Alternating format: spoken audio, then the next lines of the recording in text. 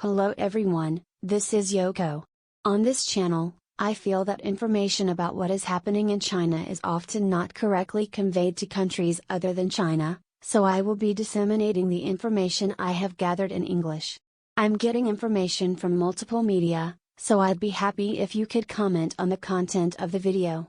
Also, my native language is not English, so I use an AI speaker to create the voice to convey the information correctly. If you like it, please subscribe to the channel and support us. This time it's about exchange rates. The yuan has recently weakened against the dollar. The Japanese yen is also weakening against the dollar. What are the advantages and disadvantages of weakening the local currency? Whether the yen should be lower or higher than the dollar is irrelevant in today's Japan. Since there are both advantages and disadvantages, you cannot make the right decision unless you understand both the advantages and disadvantages. Neither is better and neither is worse. First is the merit.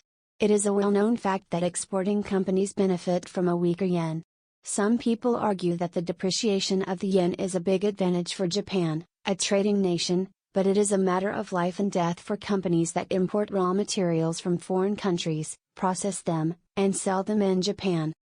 Even if you buy the same amount of the same item, you will pay more Japanese yen when the yen weakens. It's the same as if the price of raw materials went up. And if the price of raw materials rises, as long as it can be passed on to the price of the product, there will be no damage to the company's profits. However, in a highly competitive field, if your company is raising prices and your rival company does not raise prices, you may not be able to win the price competition. That's why we can't raise prices. Recently in Japan, the number of companies raising the prices of their products has increased, and the number of products that raise prices stealth has also increased. The stealth price increase means that a 100 grams bag of candy used to be 100 yen, but the content of the bag is reduced to 80 grams and sold at the same price of 100 yen. In other words, more and more companies are making substantial price increases. I think there are many people who feel the disadvantages of the weak yen, but on the other hand, companies that benefit from the weak yen are expanding their profits. Export-related companies will benefit.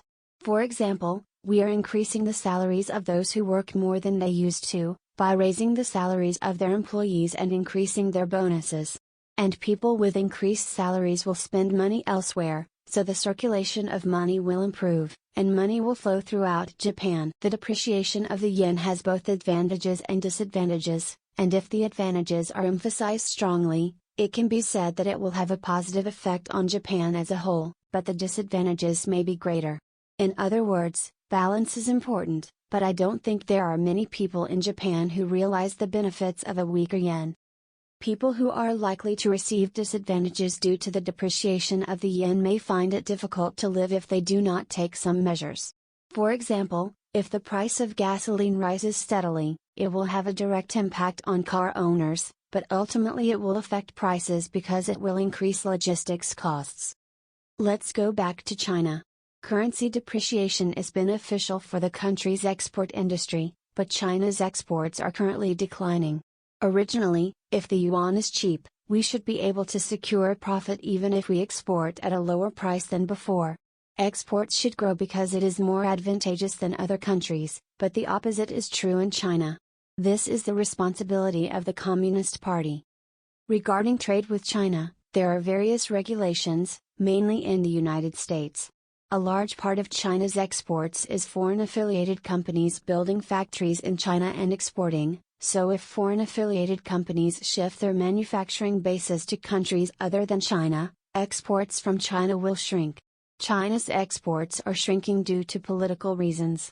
In other words, it can be said that there is a problem with the diplomatic attitude of the Chinese Communist Party. Ultimately, it's because of Xi Jinping. I repeat, it's Xi Jinping's fault. It's important, so if I say it 3 times, it's Xi Jinping's fault. If the renminbi becomes cheaper, there will be disadvantages, but at the moment there are only disadvantages because we cannot take advantage of the advantages. That is the state of China today. I've only talked about trade, but China has another big problem. Chinese companies borrow dollars. This is also different from Japan. For example, Chinese real estate developers raise funds from domestic banks and investment trusts, but they also borrow money from foreign countries in dollars. And they are borrowing at high interest rates. For example, Evergrande Group alone reportedly has $22.7 billion in foreign currency debt. About 3 trillion yen in Japanese yen. If the renminbi becomes cheaper than the dollar, it will be necessary to raise and repay the dollar in renminbi at the time of repayment. The amount of renminbi required for this will increase, so it is the same thing as an increase in debt. Since Evergrande Group does business in China with the renminbi, the depreciation of the yuan means more debt. Evergrande Group alone has this much debt. Other big real estate developers also have foreign currency debt, so the cheaper the renminbi, the more burden Chinese companies will have. If the depreciation of the renminbi becomes established, or if the renminbi becomes cheaper than it is now, it is practically the same as an increase in the debts of Chinese companies, so the defaults that are becoming a problem in various places will increase further. It is highly likely. However, it is inevitable that Chinese companies, especially real estate related companies, will not be able to repay their debts. In the first place, construction has stopped and real estate prices are falling, so there is no way I can pay back all the money I borrowed at high interest rates.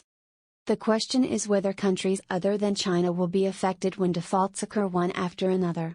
If a large-scale default occurs, it is important who will lose out. If this were a problem only in China, it would end up as a high-profile foreign country, but there are situations where bonds are securitized and distributed, or risks are assumed by other parties in the form of credit default swaps. It may spread outside of China. Even before Corona, Chinese real estate developers had raised foreign currency denominated funds at high interest rates through Hong Kong. There was an annual interest rate of 10% or more, so it was attracting a lot of attention. The side that lends money also recognizes that there is a big risk and lends money. If the loaned money is not returned, it will be a big loss, so it is possible that foreign companies that lend money to such dangerous places are securitizing and selling bonds. However, I don't know the actual situation. I think that defaults will occur more frequently in China in the future. It is still unknown whether this is a story that stays only in China or spreads to other countries.